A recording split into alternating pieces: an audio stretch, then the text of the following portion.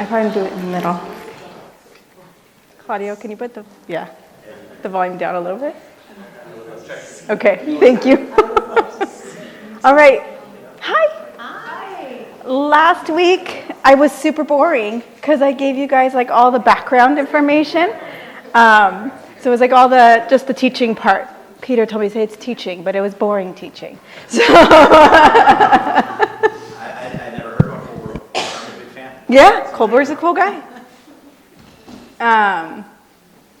So I promised you guys like a background information, right? The developmental psychology part, and then practical. How do we apply this? So I didn't get to the practical, so we're going to do the practical today. Remember just kind of applying the ideas of last week. So when you think about moral development, it is not a very natural process. We have to teach our kids to move them through stage by stage. Otherwise, they will lag at the earlier developmental stages, at those places that are really like black and white, win or lose, punishment, reward, like those places, and they won't necessarily, we have to teach them to move through understanding the grays and sacrifice and all those deeper abstract concepts of morality. So having that in mind, that you're going to be age appropriate, moving them from stage through stage. We can't jump to the very end where we are, hopefully, right? We have to walk them through the beginning stages, which means that we do have to do the sticker charts. We do need to do the reward and punishment. They do need to understand peer pressure and how to make those decisions around peers and how they have to go through it. We can't expect them to jump. And just because we're walking them through it doesn't mean it's hard. It doesn't mean anything. But we often will start to think like, I'm not doing it right. They're not where they should be. We start to have like struggles with like, but they should be at a better understanding, a deeper understanding of why they're at church. Yes, they will. If we walk them through these steps and go through the process properly, they will get to those deeper process, like steps. But it's very appropriate and it requires patience from us and a lot of insight about where they're at and normalizing that. So recognize that, and then we're going to go through some of these virtues. This author, she uses these 7 that she talks about, and her argument is like these are a pretty well-rounded person. I am going to try to focus more on the ones that match the fruits of the Spirit. So again, we're trying to integrate the subjects. You can do this with every single subject and field of the world, whether it's something as boring as engineering or math, to like biology, to all the subjects. They're all God's subjects. So I always tell this to the high school and the college, like whatever field you choose to study, as long as you recognize God's hand in it and you apply God and spirituality in your study, then you're exactly where you need to be. So that's what I strive to do with psychology, is understanding the faith parts and the spirituality or orthodoxy within it. And I pick the theories and the thoughts and that fit for my understanding of the world, right, for our faith. So that's what we're going to do. Empathy is not necessarily a fruit of the Spirit, but it is Christ's way of being. It was one of the main characteristics of Christ. So we will talk about empathy. Conscientious. This is basically the same definition of goodness, which is a fruit of the Spirit. Self-control is one of the fruits of the Spirit. Respect and kindness, also reflecting Christ, but kindness and peace. She calls it tolerance. Peace is another word for the same virtue. So she's reflecting a lot of the fruits of the Spirit in the book. So we're going to work at it from that angle. All right, so what is empathy? Empathy is identifying with and not feeling other people's feelings, understanding their feelings. Sorry, that was a mistake. Sympathy is like, I feel their feelings. Sympathy is beautiful for certain times and places. Empathy is beautiful for certain times and places. We cannot have all sympathy all the time. We have to be able to, at some times, hold my feelings so that I can help them with theirs. So empathy is that ability to understand their stuff, and identify with their stuff, like normalize it and validate it without falling into the hurt myself, because then I can't think and proceed as clearly. So how do we foster empathy? Again, just to remind y'all, I already said this, it's not natural. So what does that look like? These are the three.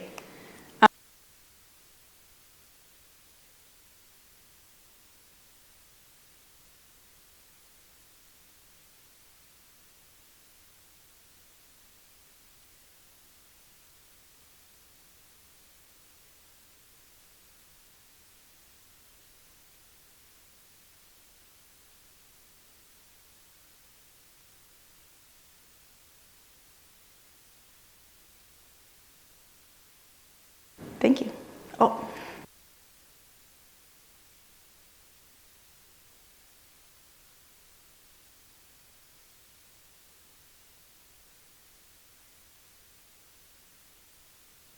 Oh, but the tea is so much more important. Okay.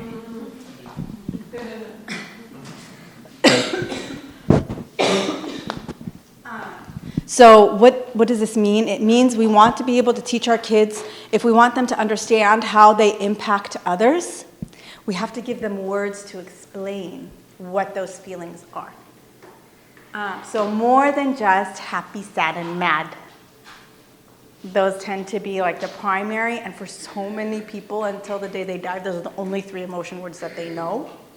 So I want to challenge you as the parent, because remember, modeling was the very first absolute technique we have to be modeling.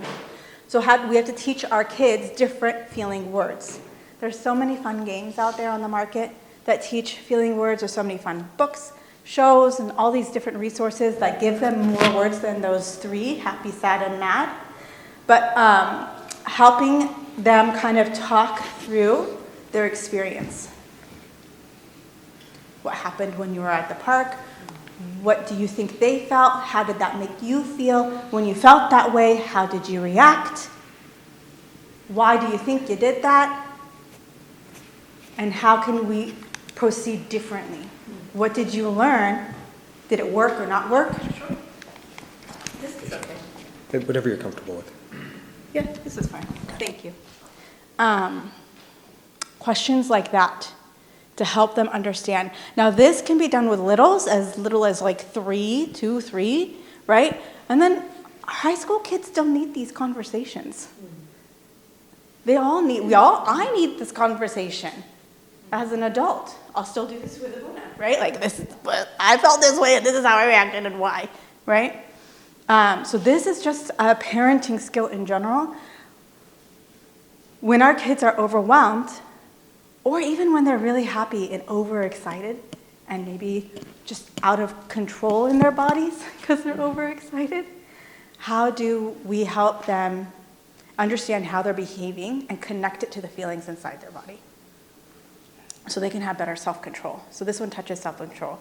But also, if I understand me, then I can understand others. I have to understand me in order to understand others well. There's games like the ABC game. These are little kids, I'm imagining, right?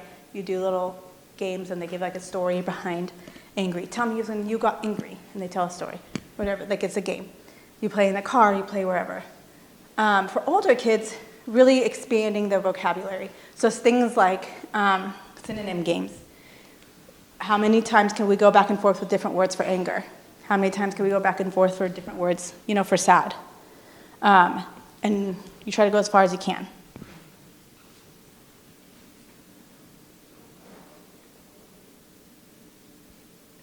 No? Yeah. So if I know me, what is happening inside my body physiologically? Am I sweating? Is my heart rate going up? Am I getting foggy brained? How am I feeling in my body? What feeling do I associate with that? So I can understand then increasing sensitivity for others. If I start to notice someone else is fidgeting, someone else is like walking in circles or pacing, so whatever they're doing, that I can read them because I understand what those things do to me. So helping us learn how to read the feelings of others. This is not natural. This is literally, we have to teach. Again, young through old, everyone likes to keep a watch, as much as they like to admit it or not, right? But everybody enjoys it to a degree. Just sitting at Disneyland on the bench for 30 minutes and people watch. You can get a lot of information by just unbiasedly watching their behaviors. And I mean, there's like all these games you can play around that, right? Like, what do you think they're feeling? What's the story here? Make up some drama, right? You could be fun about it, or you could be really serious about, like, I see that they're doing this. I wonder if that's happening in their feelings or this, whatever. Like, people watching is literally just use it as a science experiment to learn how to read others.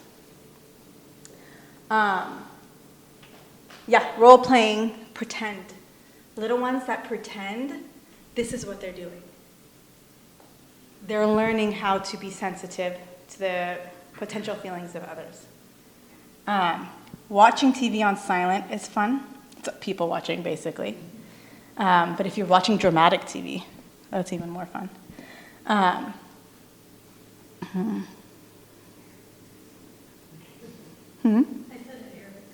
Yeah, that's how I learned Arabic. I tried to learn Arabic, but I would always come up with like some drama that was completely like not what was going on. I thought I understood it.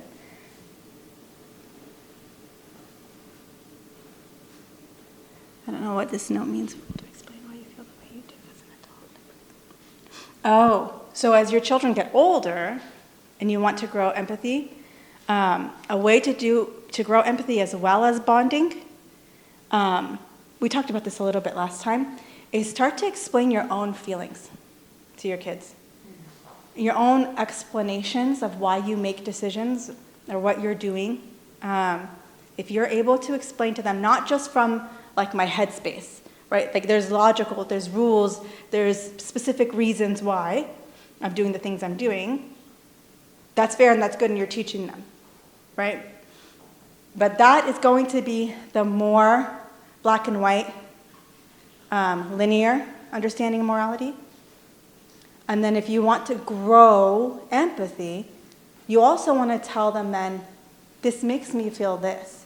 I get nervous when I hear you say this because of this experience. Or here's a person I know. Or here's what makes me so proud when you do that. But when you give them your feelings and explain to them why you feel that way, you're growing empathy with them, teaching them to understand the impact that they have on you, but also you're bonding. You're showing them who you are as a person. You're showing them love and respect.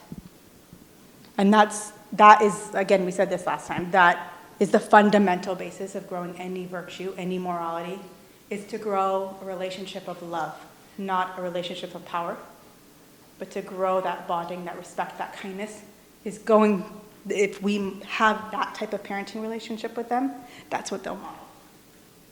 But if we're always in a power struggle with them, that's what they'll model.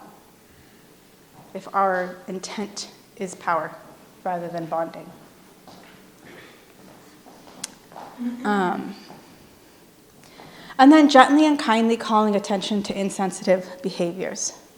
So if you're noticing your child is being insensitive, again, this is from 29, where we're noticing you could have proceeded differently. You could have used a different tone or whatever. Being really wise about how you call out their insensitive behaviors. Again, modeling how would I want someone to do this from me. So that if I'm asking them to be cognizant of time and place and tone, then I also need to be careful of my timing, my place that I'm talking to them, and the tone that I use when I'm calling out something that I think they could do better. Thoughts? Questions? I have a quick question. What if I have... no, thank you. I know. It's terrible. It's okay, I'm fine. Okay. what if I have a very smart boy that he knows all the right answer and he will give me all the right answer if any incident happen, but I know deep in my heart that he will go his way and do whatever he wants to do, right or wrong. They always have explanation of why they did whatever they did. But he knows all the right answer. If I talk to him and I say, you know what you're supposed to do, you know the right answer, why you did this, and he will give me all the right answers. But he's not going to do it in the next incident that will happen. So how can I react to that? How do you How can I talk to him in a more efficient way so he can know that he needs to act whatever he speaks? So, does anyone have a thought before I answer the thought? We need professional advice.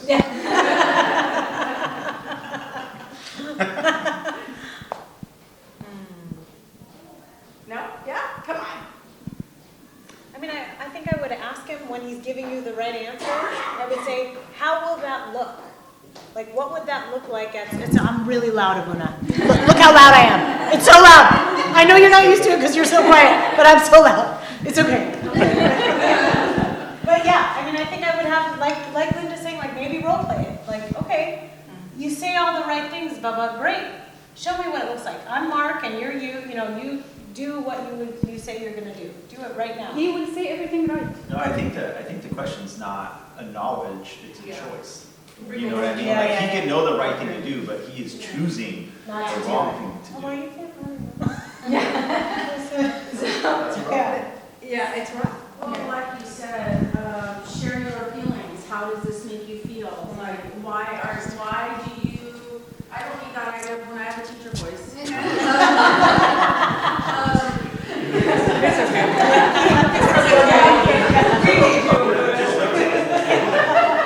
Luna, just keep in mind, none of the women need mics. They're plenty fine.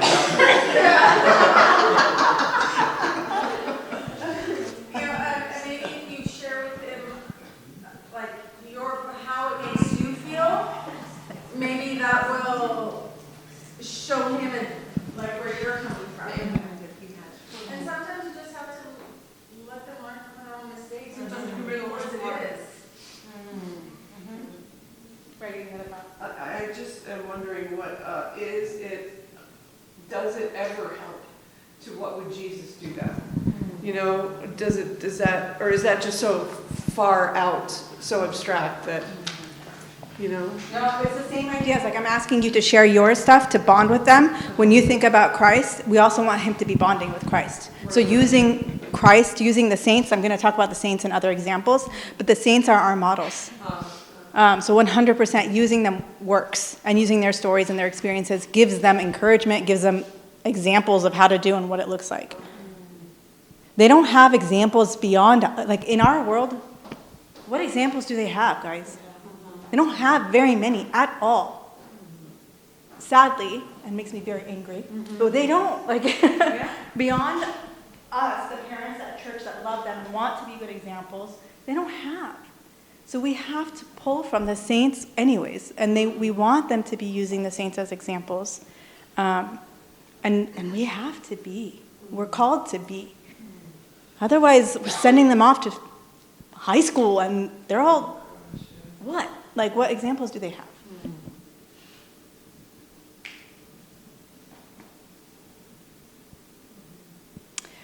So the other part that I would like to add, like, yes, absolutely using these tools to grow empathy. I think using conscientious might help you too, like how to increase the desire for the sacrifice that it takes to do the right thing. Doing the right thing is always harder. It's always so much harder to do the right thing. Like, right, there's like a Dumbledore quote, either I choose the right or I choose the easy. So, like, giving them that reality check that I know it's a harder thing to do. It's 100% always going to be harder. Because God said it's the narrow path. It's getting the camel in the eye of the needle. But at the end of the day, it is their choice.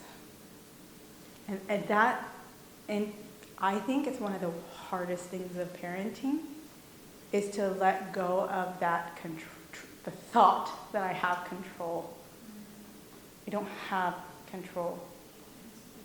I don't, like, at all. So I have prayer, I have my knees, and that's all I have. We give them examples and we give them opportunity and we show them as much as we can, and we bring them to church and to communion and to God as much as we can. But at the end of the day, we have to know that I can't choose for them. And we just keep praying through that anxiety. That I can't. Yeah. So can I be more efficient in showing them and begging them? And probably, I can definitely be more efficient in the way I pray for them. That God ignites a fire in their Holy Spirit, that they want to choose the harder thing. I think that's the answer that I lean on the most. And then the reality too was like, when kids are older, like high school and young adults, we can also propose experiments. You've tried it your way. You keep trying it your way, and these are the results you've been getting. What would happen if we did an experiment and we tried something different? Let's see if we can get different results. I have a hypothesis, test it. One time. I'm not asking you to commit your life to this way of being, but like, what if you just tried it one time with one thing? I know God will bless that experiment.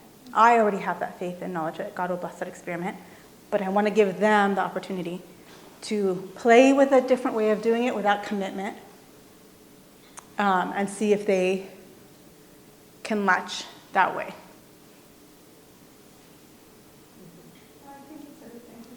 Yeah, it's just an experiment. We'll see. If you don't like it, we'll try another one. We'll see. Yeah. Okay, conscientious is goodness. Knowing what is right and decent way to act, and actually acting that way. That's what you were saying. They know what's the decent way to be. But then to choose to do it is goodness. She calls it conscientiousness, but the fruits of the Spirit call it goodness. Same thing. Forgot to change the title on it. FBI, I don't remember when I got these stats, but the FBI shows that in the past 10 years from, maybe did this like 10 years ago, juvenile theft had increased 22%.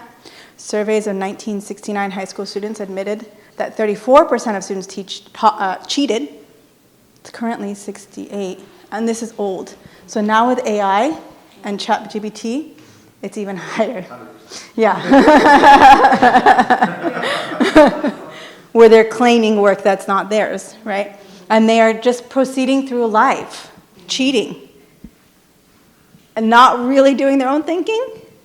So if they're not really doing their own thinking, and they're not having to make the harder choice or to like get in the book and find the answer themselves, because they could type it and get it in like a half a second, it decreases their chances to practice doing the hard thing, even though they know what the right thing is to do. So again, they're stuck in a terrible world. It stinks. So we have to have some grace and patience, and some like normalizing, validating that it's hard, and yet we have to do this. This is the eye of the needle. This is the narrow path. This is what we're called to do. So, create the context for moral growth.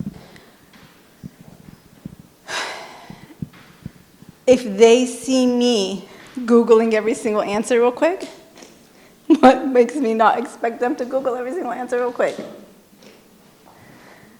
Or if they see me like, okay, if I don't know the answer, let me go find a book. I don't know the answer, let me go call somebody who I know has it.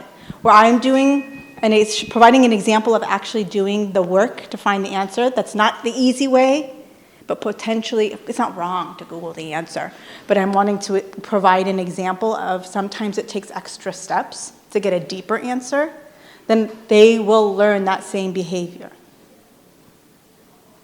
So things like grow your library, right? Grow the ability for them to talk to their aunts and their uncles and their abunas and their spiritual guides, so that when they have questions and they don't know what a Bible verse means, or they had an experience that they want to talk through, that they don't just use that app to feel better, but they learn how to talk through, right? They know how to build relationship and do it the right way, which is the harder way. Again, I do this because there's nothing wrong with an app. Everything that is under the sun is good, but the devil twists it and makes it shortcuts. So in that way, then I use apps, like I do this.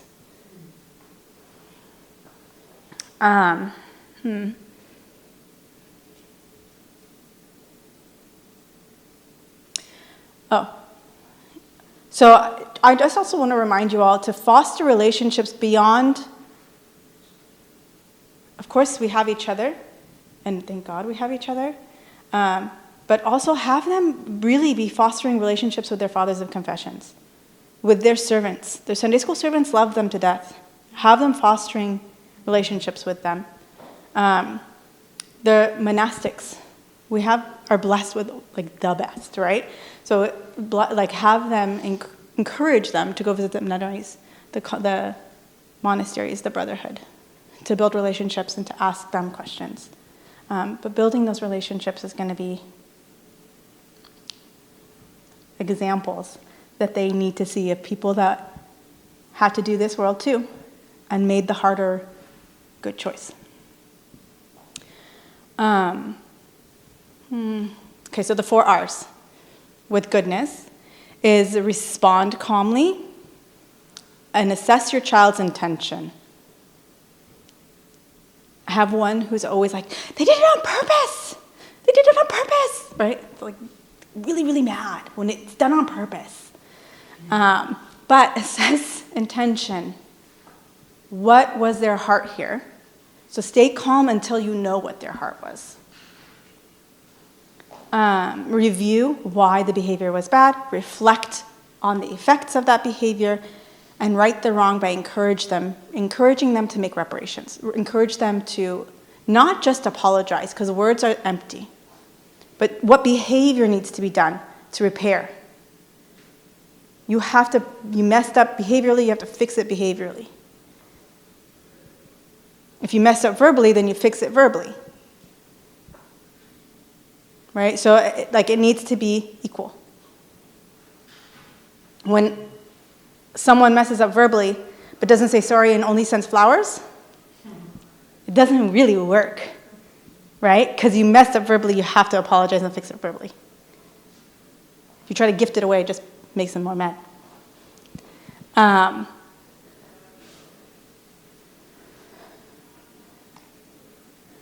And then, self-control.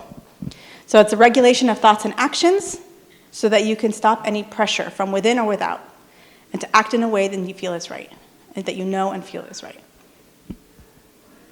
So there's stats that we know about cartoon watching. The more violence you expose a child to, the more that they will be reactive in violence, right? So how do we promote self-control? Modeling's on every single slide, yeah? Create a family motto.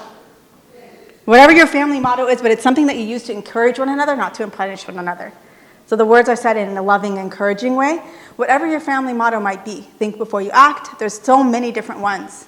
What would Jesus do, right? You get the chicken by hatching the eggs, not by smashing it.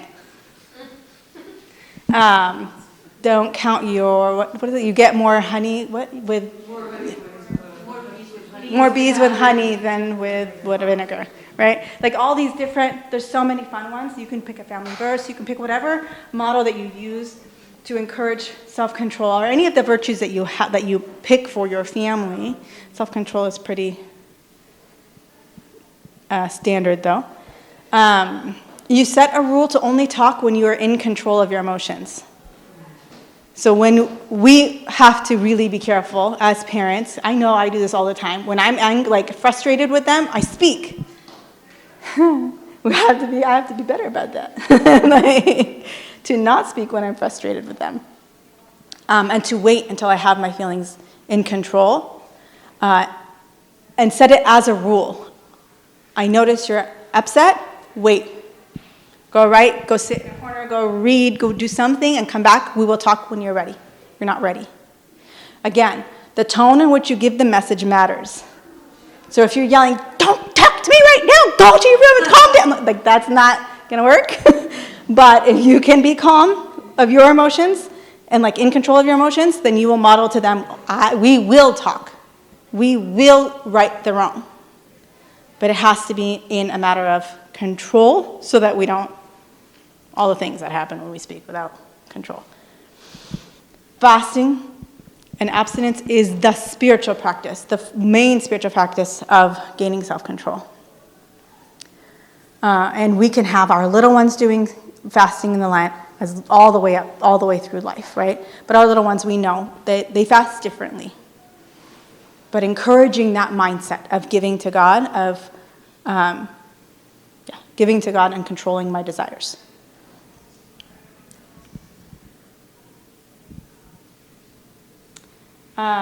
Encouraging. So using encouragement, using rewards or whatever developmentally age-appropriate strategies that you need to use to grow their ability to want to be in control.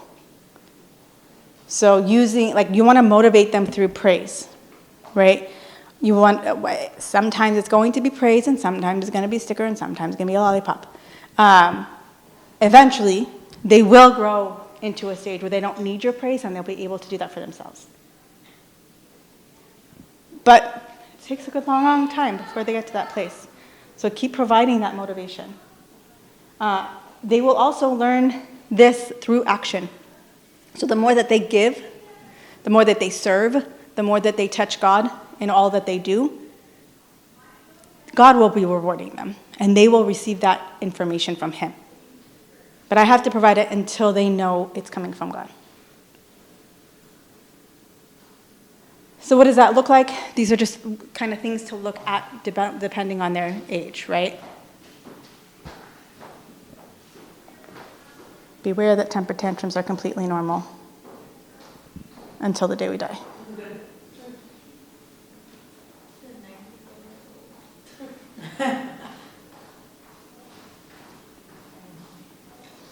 Okay, how do we grow respect? Respect is showing value to others, right? Showing them a courteous, considerate way because I value you more than myself. This is respect.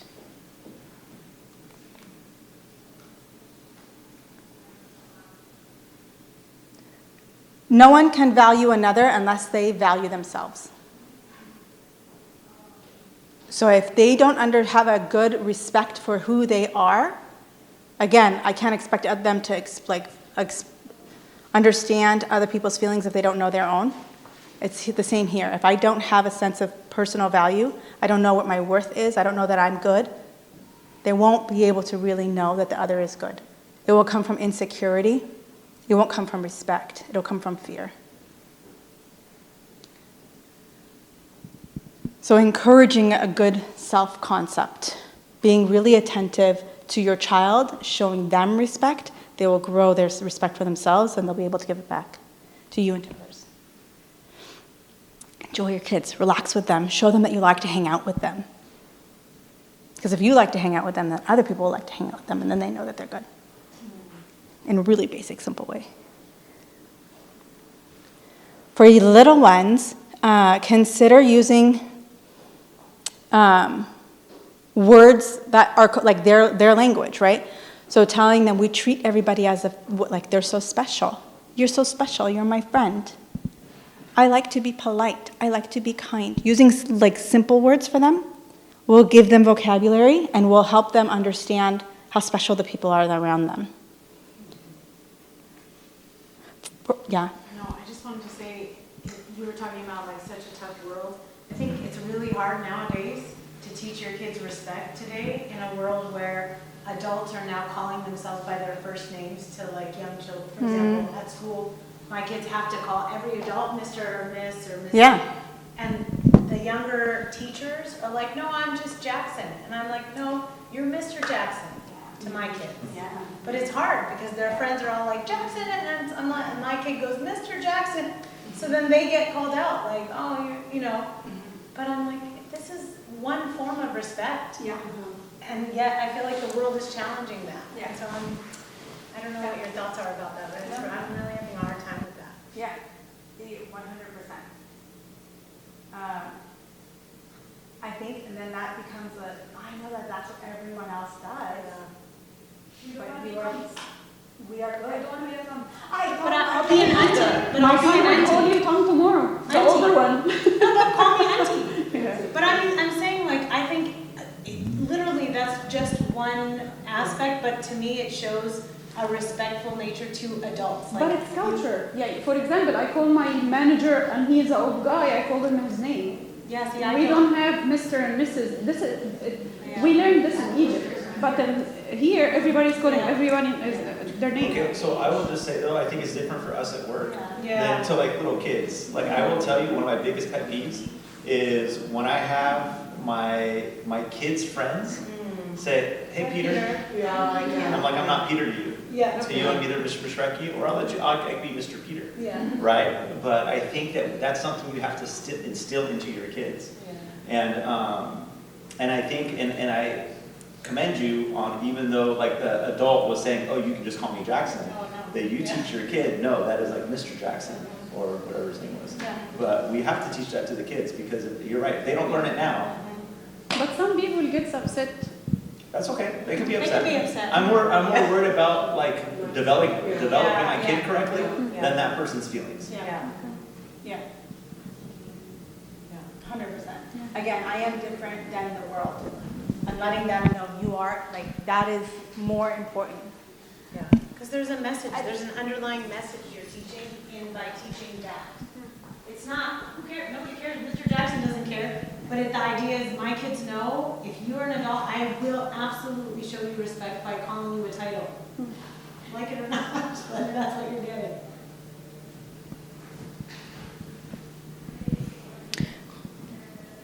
Yeah. For older kids, with the social graces are slipping out the window very, very quickly for our older ones. So reminding them of things like, oh, somebody's walking, you open the door for the adult that's walking through. You open the door, you give them water, you get up from your seat and let them sit. Little things like that, they just don't see anymore. We have to be teaching them. Well, I was taught. I know. I remember like, being taught. But we're so much more focused on bonding than on teaching, and there has to be a balance. I want them to feel comfortable and I want them to feel loved, but love is tough. Love is disciplining. It means we have to do the work. And I think it's sometimes just a cop-out that for us adults that we don't want to teach them the hard thing. We do have to do the hard thing for them. So teaching our men, this is what the man does. And when you see an adult, I'm telling you guys, I served the college. They are not getting up.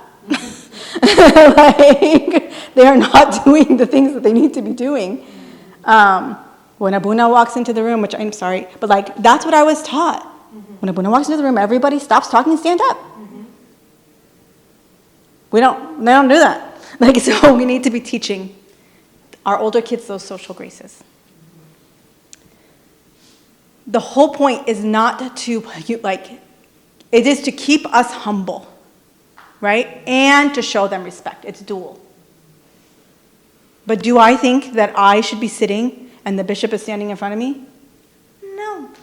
No way, right? I need to know my humility. I need to know my place. And the man that opens the door needs to understand, right, his place of service to his wife. And so our young men need to understand that. Yeah. Yeah. I'd rather whisper it. When you said that, it just clicked with me. Like when I sit down after context is still there. Yeah. Right? And so my sitting down is like, it's kind of disrespectful. It is disrespectful of Christ. You know, but I've never thought of it that way before. But thank you all. Yeah, thank you. Yeah. Okay. So chivalry cannot be dead. Kindness, demonstrating concern for the welfare and feelings of others, right? To be kind. There's a study out there, I don't have my stats because but the average child in America will hear 460 critical statements. Again, this is old, so it's way more now. And only 75 positive things in any given day. Yeah. So how can we promote kindness in that environment? We have to be like doubling and tripling our efforts in the house and in the church and in the places that you give them opportunity to learn kindness. And so like that, why are people mean? Because the world is hard. Our world is ugly. People are lacking empathy, self-esteem, self-control. They're jealous. People are hurting. And if they don't have the self-control they need to manage their hurt or to work through their hurt, then they will lash it out onto others. So all the things before this is why the fruits of the Spirit are in that order, because it's needed in order to grow the next. If you don't have self-control, if you don't have respect for yourself or others, how are you going to be kind? So to grow kindness, we have to grow our self-respect. We need to grow our empathy first. And then the kindness will come from that. But then we also want to provide opportunities for them to grow. So what places do we send them to? What service opportunities do we give them to practice being kind?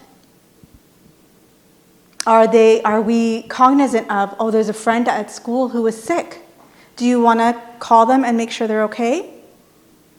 Or there's a service trip, whether abroad or whether to Mexico or just across the street, where we can make blankets for people who are cold.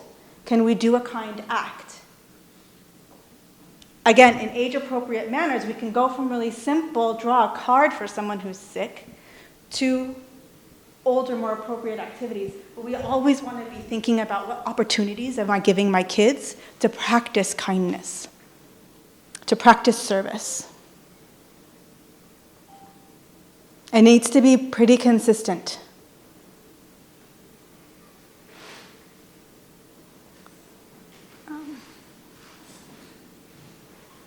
And then in the church, recognizing the sacrament of confession. That is God's kindness to us. It's to his grace.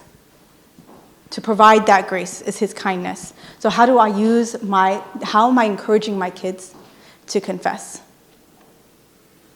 The unkind and the things that I'm doing, recognizing that's God's kindness and grace to me, and need to be confessing so that I can grow mine. And I think we could stop there, right? Do you guys have thoughts, questions, ideas that you can share with each other? Who's gonna speak now? I do. Yes. What do you do when, so, you do teach, you have sons, we have boys, we teach them to be kind and to have self-control. They both go to public school, and that's been a transition because they were in private school in elementary, but I have my son who's in middle school. We don't promote violence, and we tell them, kind of get up and tell somebody when someone's bothering you and things like that. But what do you do when it gets to the point when as a parent, you're like in your mind, you're like holding back from just being the next time that kid comes up to you and messes with you again? I have not gotten to that point, but I've been so close, and I've been like holding myself back. So just to give a high-level overview of what happened, my son was hit like behind the back, like from the back, on the back of his head, twice by two separate kids in two separate classrooms. And we asked him, so what'd you do? He was like, nothing. And he didn't tell, but they have something called like see something, say something.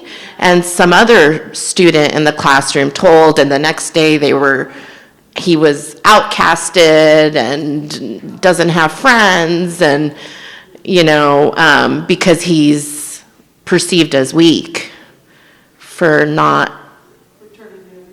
twice in a week.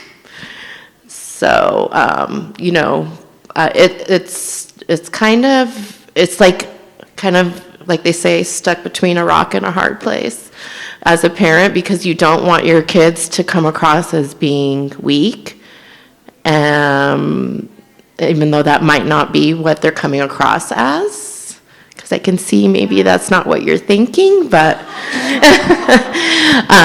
yeah, it's really tough. I mean, so many times I wanted to be like, the next time I see that kid. It's over. That's what we talked about last, call the police.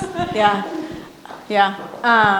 That's what we talked about last week too, when John had said, when I had given a talk on that idea of like, God calls us to turn the cheek, but he doesn't call us to be stepped on. So the first act of moving through is to turn the cheek and communicate with them. That's not okay. Like, put a boundary is appropriate, but then how do we protect ourselves and not allow others to step on us? Being good is not being weak.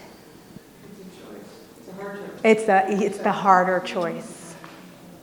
But strength is not hitting. Yeah. It's not, the alternative is not, okay, next time he hits you, you hit him back. No, there are 16 steps before that. And I know it's hard, because I know you'll hit it. You'll hit that kid. No problem. You're an adult. But I don't think the idea, especially for boys, like I don't think the idea is we're teaching them, someone hits you, you hit him back. Like, no. Why? There's so many things you can do ahead of that step that I think is stronger. And it's okay. Like, I feel like, you know what, I'd rather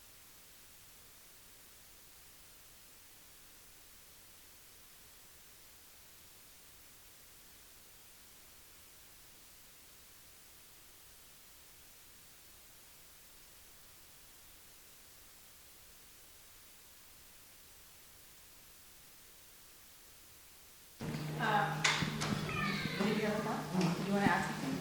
Me? Yeah.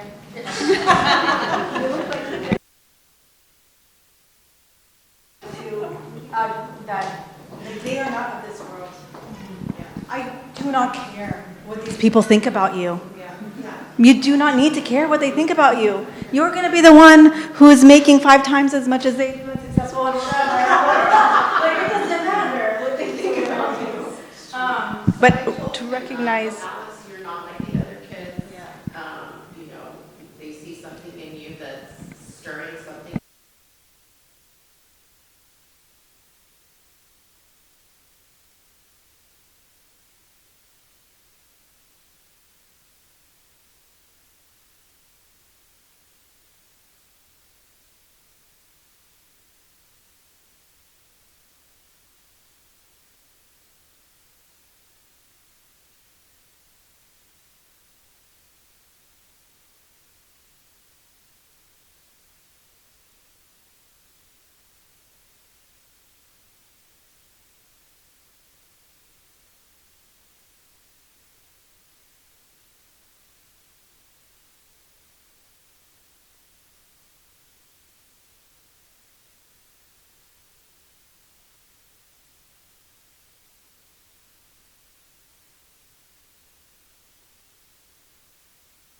To be mindful and how mindful and intentional in their behavior, but not emotionally reacting. So it's different. Yeah. How did you control yourself? He's like, honestly, like, it just didn't think about doing it, and just it's not me. Yeah. I'm not, this is not a nice thing to say. We're going to be done recording now. was not quiet out of being scared of the other boy. No, he was scared. In this case, I will go to school. We need to talk. We're reading screw tape letters in the college meeting, and and one of the lines in the chapter that we were reading was saying the saints come off. He was the devil. Screw tape letters is a series of letters of the devil to another devil, training him how to trick humans. And so he was telling, the devil was training the other devil, saying like, those Christian saints, they're a bunch of cheaters and liars. They look so gentle and kind and sweet, but when I put a knife to their neck, they laugh and they smile. So they're stronger than they come off as. So that's what he was doing. And then he got even more mad in the letter, and he was saying, the real saints are the ones that see us coming and laugh at us. They're not afraid of the bad. So if you can keep giving him that kind of message of it's not weak, you're strong, and you can laugh at the face of evil or of bad. I'm not saying that kid that hit him was evil, but like that was bad.